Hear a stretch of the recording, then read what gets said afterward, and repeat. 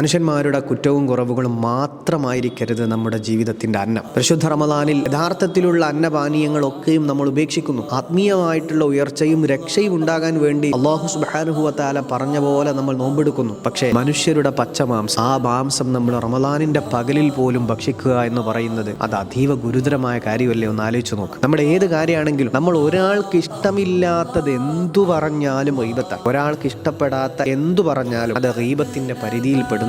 അടിമയും ഉടമയും തമ്മിലുള്ള വിഷയത്തിലേക്ക് ഒരു പരിധിക്കപ്പുറത്തേക്ക് നമുക്ക് ഇടപെടാൻ യാതൊരു പെർമിഷനും ഇല്ല. അത് വളരെ സീരിയസ് ആയിട്ട് നമ്മൾ മനസ്സിലാക്കണം. ഒരാൾ ശർഈയായ തെറ്റുകൾ ചെയ്യുന്നത് കണ്ടാൽ അവനോട് നേരിട്ട് മോനെ നീ ആ ചെയ്തത് ശരിയല്ല എന്ന് പറയുന്നതിലപ്പുറത്തേക്ക് ആ തെറ്റ് മറ്റൊരാളോട് പറയാൻ പോലും ദീനിൽ യാതൊരു പെർമിഷനും ഇല്ല. ഇത് വളരെ വളരെ സീരിയസ് ആയിട്ട് നമ്മൾ മനസ്സിലാക്കണം. വളരെ റിസ്ക് എടുത്ത് നോമ്പെടുത്ത് ആഖിറത്തിലെത്തുമ്പോൾ അത് മുഴുവനും മറ്റൊരാൾ കൊണ്ടുപോകുന്ന സിറ്റുവേഷൻ, ആ സിറ്റുവേഷൻ ഒന്ന് ആലോചിച്ച് നോക്ക്. അതുകൊണ്ട് അവനവന്റെ തടി ഓ അംഫുസക്കും അഹ്ലീക്കും നാറ.